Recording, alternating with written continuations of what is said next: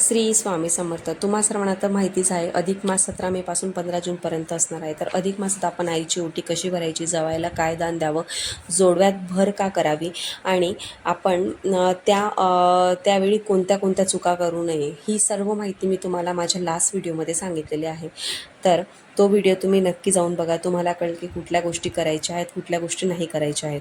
तर हा व्हिडिओ मी तुमच्यासाठी याच्यासाठी घेऊन आलेला आहे की तुमच्या आयुष्यात जे काही पितृदोष असतील, दारिद्र्य असेल, ते कसं नष्ट करावं आणि या महिन्यात तुम्ही कशाचं पारायण केलं तर ते लवकर नष्ट होतील. म्हणून मी तुम्हाला ही सगळी माहिती या व्हिडिओमध्ये देणार आहे. आणि भगवान विष्णूंची सेवा ही कशी करायची, म्हणून हा व्हिडिओ स्किप न करता तुम्ही संपूर्ण व्हिडिओ बघायचा आहे आणि माहिती घ्यायची आहे. मनुष्य जन्माला येतो त्यावेळी तो काही ना काही ऋण सोबत घेऊन येत असतो.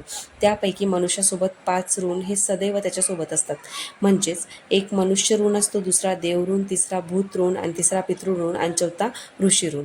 हे 5 ऋण यापैकी कोणतंही एक ऋण फेडण्यासाठी आपला जन्म झालेला असतो. तर हे ऋण फेडण्यासाठी आपण पंचाम यज्ञ हे करायचं असतं.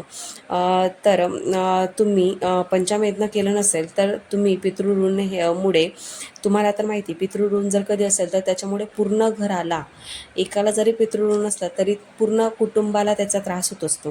त्यामुळे कुटुंबाची अधोगती होत जात असते आणि वंशाचा नाश होत जात असतो. संतती प्राप्त होत नाही, कुठलंही शुभ कार्य घरात होत नाही, मनासारखी गोष्ट कुठलीही घरात घडत नाही, सतत घरामध्ये आजारपण चालू असतं आणि लक्ष्मी स्थिर नसते. मी असं नाही म्हणत की आपण फक्त हे केल्याने एवढं काय होतं. आपण खूप कष्ट करतो, खूप मेहनत करतो, पण त्याला अध्यात्माची जोड मिळाली तरच आपली प्रगती होत असते. म्हणून पितृदोष कमी करण्यासाठी तुम्ही हा जो अधिक मास दिलेला आहे, ह्या महिन्यात तुम्ही जेवढं देवाचं नामस्मरण करणार, जेवढं दानधर्म करणार, त्याच्याने तुम्हाला ते पुण्यफळ हे मिळणार आहे. याच्यानेच तुमचे हे ऋण जे आहेत ते फेडले जाणार आहेत. तर या महिन्यात तुम्ही कशाचं पारायण करावं, तर श्री संक्षिप्त श्रीमद भगवत ग्रंथ याचं पारायण तुम्हाला करायचं आहे. आता काही लोक भगवद्गीतेचं पारायण करत असतात, पण तेवढं आपल्याला करणं शक्य होत असेल तर आपण संक्षिप्त श्री भगवद्गीतेचं पारायण हे करायचं आहे. हे पुस्तक फक्त 64 रुपयाला भेटतं. त्यात एकूण 700 श्लोक दिलेले आहेत. ते तुम्ही दिवसभरात कधीही पारायण करू शकतात. देवघरासमोर धूपदीप लावून तुम्ही पारायणाला बसायचं आहे. सुरुवातीला स्वामी स्तवन म्हणायचं आहे 1 वेळा. नंतर गणपती अथर्व शीर्षाचं पठण करायचं आहे. नंतर श्री स्वामी समर्थ या मंत्राचा जप करायचा आहे 1 माळ. त्यानंतर 24 वेळा गायत्री मंत्र म्हणायचा आहे. नंतर 1 वेळा 1 माळ ही विष्णू गायत्री मंत्राची म्हणायची आहे.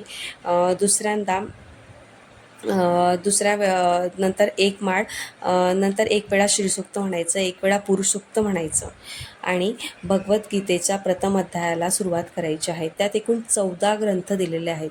14व्या ग्रंथ वाचन झाल्यावर तुम्ही फलश्रुती म्हणायची आहे. नंतर कृष्णाची आरती करायची आहे आणि हे पारायण करताना मांसाहार करायचं नाही, न खायचं नाही आहे. तुम्ही 5, 7, 11 दिवसाचं पारायण करू शकता. तर तेवढ्या दिवसात तुम्ही ब्रह्मचर्याचं पालन करायचं आहे आणि संकल्पयुक्त पारायण करायचं आहे. जर संकल्पयुक्त पारायण नाही केलं तरी चालेल, फक्त सुतक विटाळ असेल, मासिक धर्मात तुम्ही तेवढे दिवस बंद ठेवला आणि परत जरी चालू केलं तरी चालणार आहे. म्हणून तुम्ही नक्की ही सेवा केला. याच्यामुळे तुमच्या आयुष्यातलं जे दारिद्र्य आहे ते दूर होईल आणि पितृदोष हा कमी होईल.